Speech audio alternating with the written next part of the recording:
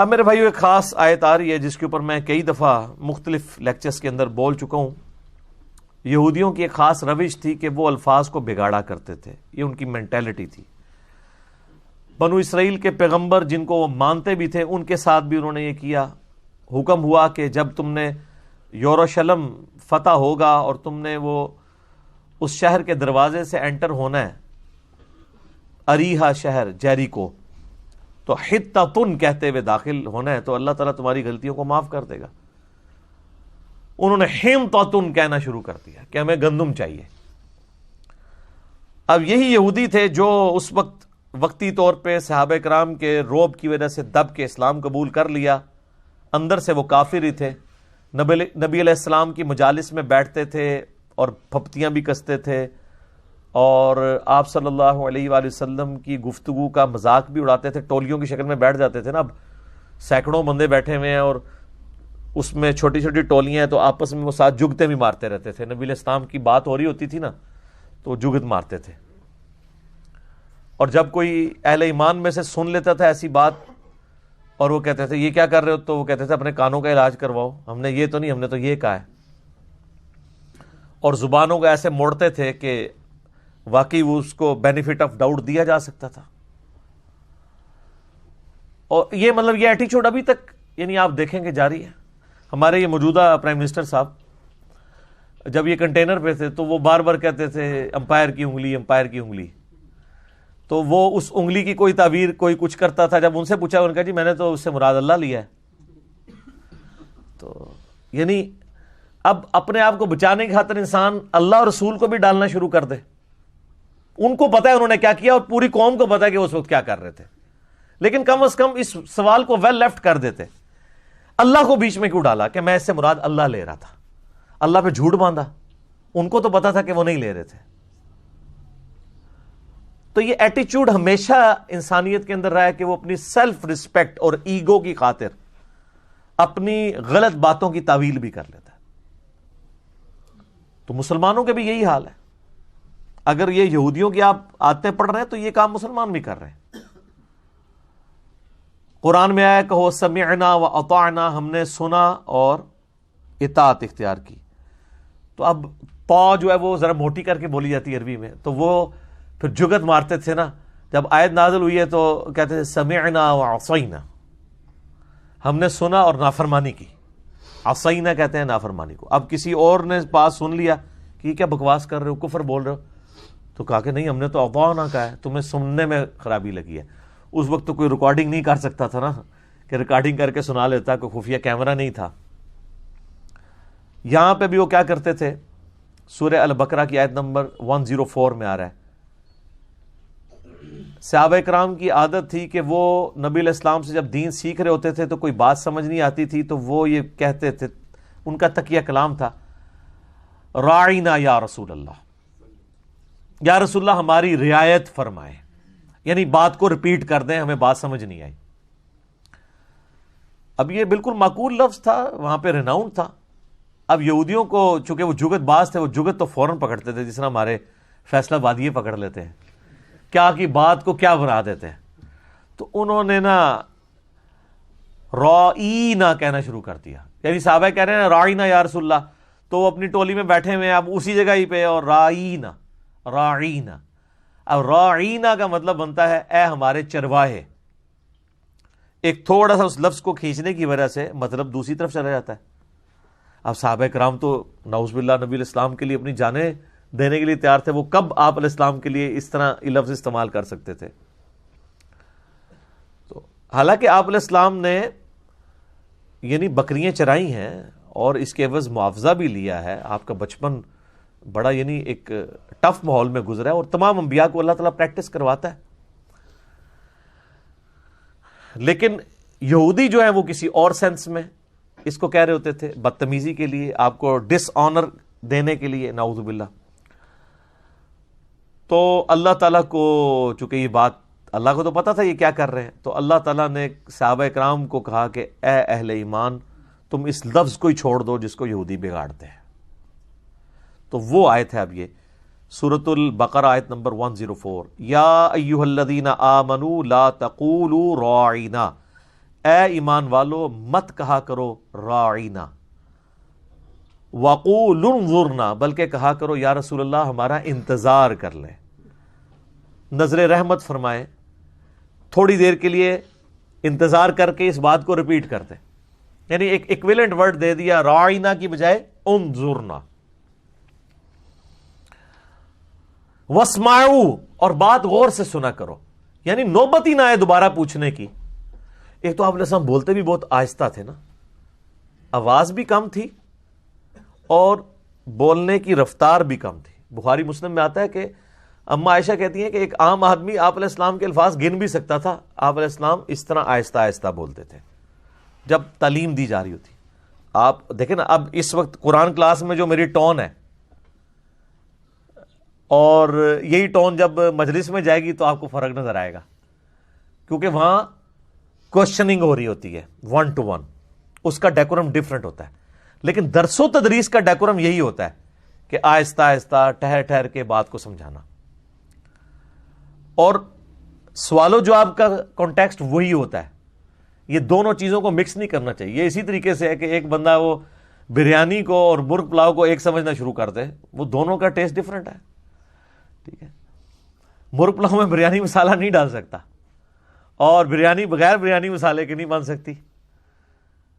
تو آپ علیہ السلام کی جو عام گفتگو تھی وہ بڑی آہستہ، دھیمی اور یہ ہوتی تھی، لیکن جب آپ تقریر کر رہے ہوتے تھے نا ممبر پہ، وہ تو پھر مسلم شریف کے الفاظ ہیں، آنکھیں سرخ ہو جاتی، آواز بلند ہو جاتی، گویا کہ آپ علیہ السلام ایک جرنیل کی مانند اپنے آڈینس کو ڈرا رہے ہوتے قیامت کے دن سے۔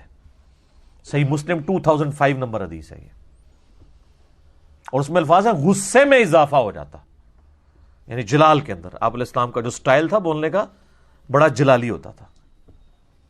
یہ جو آج کے واعظین ہیں وہ کہتے ہیں میٹھا بولیں میٹھا بولیں، یہ میٹھا سٹائل نبی علیہ السلام کا نہیں تھا، وہ عام مجلس میں گفتگو میں ایسا ہوتا تھا، لیکن جب آپ تقریر کے لیے ڈیکورم سے ہوتے تھے پھر پگڑی بھی آپ باندھتے تھے، پگڑی ایک پروٹوکول ہوتا ہے نا، تو ایک خاص سٹائل میں گفتگو ہوتی تھی۔ تو کہا گیا کہو انظرنا، یا رسول اللہ انتظار کریں، واسمعوا، پہلے ہی بات غور سے سن لیا کرو تاکہ دوبارہ نوبت ہی نہ آئے۔ یار کیا انداز محبت ہے اپنے محبوب کے ساتھ صلی اللہ علیہ وسلم۔ صحابہ کرام کو الٹرنیٹو بھی دیا جا رہا ہے اور ساتھ ہلکی سی ڈانٹ بھی پلائی جا رہی ہے کہ پہلے کیوں نہیں کان کھول کے سن دیو، کہ ضرورت ہی نہ پوے بار بار۔ واسمعوا وللکافرین عذاب علیم، اور کافروں کے لیے دردناک عذاب ہے جو تلے ہوئے ہیں نبی علیہ السلام کی توہین کے اوپر۔ اچھا، اب یہاں کافر سے مراد وہ کافر ہیں جو قانوناً مسلمان تھے لیکن اندر سے منافق تھے، اور قرآن میں منافقین کو بھی یا ایھا الذین آمنوا کہہ کے کہا گیا کیونکہ قانوناً وہ مسلمان تھے۔ اور منافقین کا بھی جو بعد میں بھی پتہ چلا تو ایک عبداللہ ابن ابی ہے جس کا مین پتہ ہے، باقیوں کے تو نام حذیفہ ابن یمان کو نبی علیہ السلام نے بتائے، باقیوں کو تو پتہ بھی نہیں تھا، نمازیں بھی پڑھتے تھے، تکبیر اولیٰ سے پڑھتے تھے۔ مسلم شریف میں حدیث ہے، عبداللہ ابن مسعود کہتے ہیں کہ نبی علیہ السلام کے زمانے میں اگر کوئی بیمار ہو کے اتنا لاغر ہو جاتا کہ وہ 2 بندوں کے سہارے مسجد میں آتا تو وہ 2 بندوں کے سہارے ہی آتا تھا کہ کہیں اسے منافق نہ سمجھ لیا جائے۔ یعنی منافق بھی اتنے پکے نمازی تھے کہ وہ بھی مسجد میں ہی نماز پڑھتے تھے۔ پاکستان میں مسلمان ہونے کے لیے نماز کوئی ضروری نہیں ہے، لیکن ریاست مدینہ جو اوریجنل تھی اس میں نماز اتنی ضروری تھی کہ اگر آپ نماز نہیں پڑھیں گے تو آپ مسلمان نہیں ہیں۔ یہ فرق میں آپ کو بتا رہا ہوں۔ تو نبی علیہ السلام کا احترام سکھایا گیا۔ سورۃ الحجرات تو اس کا کلائمیکس ہے نا، یا ایھا الذین آمنوا لا ترفعوا اصواتکم فوق صوت النبی، اے اہل ایمان اپنی آواز کو بلند نہ کرنا رسول اللہ کی آواز سے، ورنہ تمہارے اور آپس میں ان کے ساتھ ایسے گفتگو نہ کرنا جس طرح آپس میں ایک دوسرے کے ساتھ کرتے ہو، ورنہ تمہارے اعمال اکارت کر دیے جائیں گے اور تمہیں خبر بھی نہیں ہوگی۔ یعنی اتنا بڑا یہ جرم ہے کہ توبہ کی توفیق بھی نہیں ملے گی، پتہ ہی نہیں چلے گا، اب اعمال اکارت ہو جائیں اور پتہ بھی نہ چلے کسی کو تو اس نے توبہ کہاں سے کرنی ہے۔ اور صحیح بخاری میں یہ آیت نازل ہوئی تھی حضرت ابو بکر و عمر کے بارے میں، عام بندوں کے بارے میں نہیں۔ ابن ابی ملیکہ تابعی کہتے ہیں قریب ہے کہ مخلوق کے دو بہترین لوگ ابو بکر اور عمر برباد ہو جاتے جب رسول اللہ کے حضور جھگڑا کرتے ہوئے آپس میں ان کی آوازیں بلند ہو گئیں اور اس پہ یہ آیات نازل ہوئیں. اور اس کا کانٹیکسٹ پھر وہ عبداللہ ابن زبیر سے بیان کرتے ہیں صحیح بخاری کے اندر ہی کہ بنو تمیم کا وفد آیا تو جب وہ جانے لگے تو نبی علیہ السلام نے مشورہ کیا کہ آپ کی مبارک عادت تھی جب بھی کوئی قبیلہ اسلام قبول کرتا تھا تو ان میں سے کسی کو ان کا امیر مقرر کرتے تھے تاکہ بعد میں کمیونیکیشن کے لیے آسانی ہو. تو حضرت ابو بکر رضی اللہ تعالیٰ نے مشورہ دیا کہ فلاں شخص امارت کے لیے موزوں ہے. حضرت عمر نے کہا یہ نہیں، یہ بہتر ہے. تو حضرت ابو بکر کو غصہ آ گیا، انہوں نے کہا کہ عمر تم ہر معاملے میں مجھ سے اختلاف کرتے ہو. اب نبی علیہ السلام تو بیچ میں کہیں ہے نہیں تھے، یہ آپس میں ڈسکشن کر رہے تھے اور اس میں تلخ کلامی ہوئی، آواز بلند ہو گئی. قرآن کی آیات نازل ہوئی کہ رسول اللہ کی موجودگی میں بھی جس نے آواز بلند کی، رسول اللہ سے تو بدتمیزی کا تو سوال ہی نہیں نہ پیدا ہوتا، ان کی موجودگی میں بھی آپس میں لڑے تو فارغ. بخاری کے الفاظ ہیں جب یہ آیات نازل ہوئی تو حضرت عمر اتنی آہستہ آواز میں گفتگو کرتے تھے کہ نبی علیہ السلام کو سنائی نہیں دیتی تھی، اور آپ کئی دفعہ یہ کہتے تھے عمر تھوڑا تو اونچا بولو مجھے سمجھ نہیں آ رہی، اتنا ڈر گئے. پھر اللہ تعالیٰ نے قرآن میں اگلی آیات نازل کی ان الذین یغضون اصواتهم عند رسول اللہ، بے شک جو لوگ رسول اللہ کے حضور اپنی آوازوں کو پست رکھتے ہیں اللہ نے ان کے دلوں کو تقوی کے لیے چن لیا ہے، ان کے لیے اجر عظیم ہے، مغفرت ہے. اور یہ آیت آج بھی روزہ شریف کے باہر جالیوں کے اوپر لکھی ہوئی ہے، کیونکہ نبی علیہ السلام اپنی وفات کے بعد بھی اسی طریقے سے قابل احترام ہے جس طرح اپنی مبارک زندگی میں. آج بھی اگر کوئی قبر رسول کے پاس اپنی آواز کو بلند کرے گا، چاہے وہ صلاۃ و سلام پڑھنے کے لیے کرے، اس کے اعمال حقارت ہے.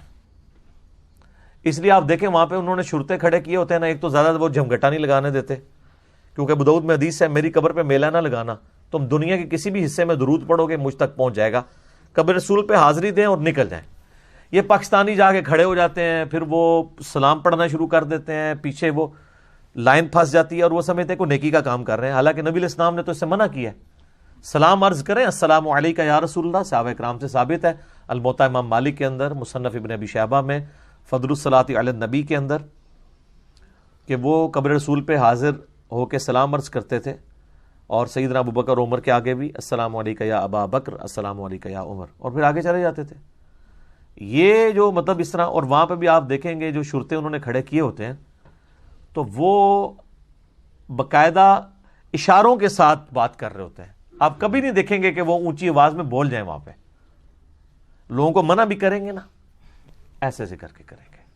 ان کو باقاعدہ اس کو ٹرینڈ کیا جاتا ہے کہ آپ نے اپنی آواز کو اس طریقے سے بلند نہیں کرنا وہاں پہ. اور ہمارے لوگ کیا کہتے ہیں جی او جی جالیاں نو کانڈ کر کے کھلوتے ہوندے نے.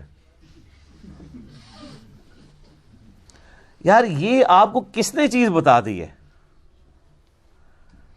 اللہ کے بندو، اگر آپ اس کو فزیکلی گستاخی بھی سمجھتے ہیں تو نبی علیہ السلام کی قبر مبارک تو ان جالیوں سے کم از کم 5 مختلف ہرڈلز کے پیچھے قبر مبارک ہے. یہ جو لوگ قبر مبارک کے لیے جاتے بھی ہیں نا زیارت کے لیے، وہ قبر تک کوئی بھی نہیں پہنچتا. قبر تو حضرت عمر بن عبدالعزیز کے دور کے اندر اس کو سکیور کر دیا گیا.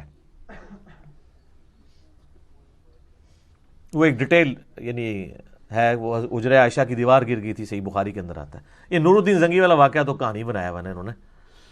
تو ایک انگلی کے برابر موٹائی کی کوئی چیز ہو تو وہ سترا ہوتا ہے.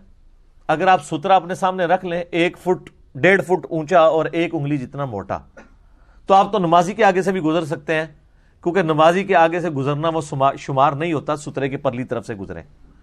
تو جو قبر مبارک کی طرف اگر پیٹ کر کے کھڑے بھی ہیں تو جالیوں کا سترا ہے، یلو جالیوں کا سترا ہے، اس کے پیچھے گرین جالیوں کا سترا ہے، اس کے پیچھے کئی سترے ہیں. تو نبی علیہ السلام کو کمر کہاں سے ہو رہی ہے؟ ورنہ تو اب ہم جہاں پہ بھی بیٹھیں گے تو پاکستان میں تو جب امام مسجد سلام پھیر کے پبلک کی طرف منہ کرتا ہے، تو پاکستان میں تو مدینہ شریف اور مکہ شریف آلموسٹ ایک جتنے اینگل کے اوپر ہے، تھوڑا سا ہی فرق ہے، کیونکہ اتنے دور جب آئیں گے تو آپ وہ چند ڈگریوں کا فرق ہے. تو سارے یہ جو عاشقان رسول ہیں یہ بھی کمر کر کے روضہ شریف کی طرف بیٹھے ہوتے ہیں. تو یہاں سے نہیں کمر ہو رہی، کہتے ہیں دور ہے. دور نزدیک والا کیا معاملہ ہے، کمر تو ہو رہی ہے. اگر آپ کی ڈاکٹرین مان لی جائے تو وہاں سے بھی ستھرا تو ہے. تو یہ چیزیں نوٹ کر رہے ہوتے ہیں جی کنڈ کی ہے جی انہوں نے. تو تہاڈی بزرگیاں نو چٹنا ہے جڑے کنڈ کر کے کھلوتے نا ٹاؤ نا انہوں اتوں کتنے کہ تہاڈے بزرگ نگاہ مارنے والے آون نا. وہ جی مامے کعبہ گستاخ ہے وہ پیچھے نماز نہیں ہوتی. تو سر مامے کعبہ کو اٹھائے نا, غوث وقت کدھر غائب ہے؟ آئے نا نگاہ مار کے اٹھائے اور خود کھڑا ہو وہاں پہ. سب کہانیاں کرائی ہوئی ہیں. ٹھیک ہے, تو یہ تو میرا فیوریٹ ٹاپک ہے, میں اور طرف چل پڑوں گا. ٹھیک ہے, تو بس ہم اس پہ یہ ریکویسٹ کر سکتے ہیں کہ مرنے سے پہلے اے مسلمان کر لے اس پہ غور. کتابوں کا خدا اور ہے, بابوں کا خدا اور. آپ دیکھ لیں ہر چیز کتابوں میں ڈیفرنٹ ملے گی. تو اللہ تعالیٰ ماتا ہے کہ رائنا مت کہو, انظر نہ کہو, اور بات غور سے سن لیا کرو, اور کافروں کے لیے دردناک عذاب ہے.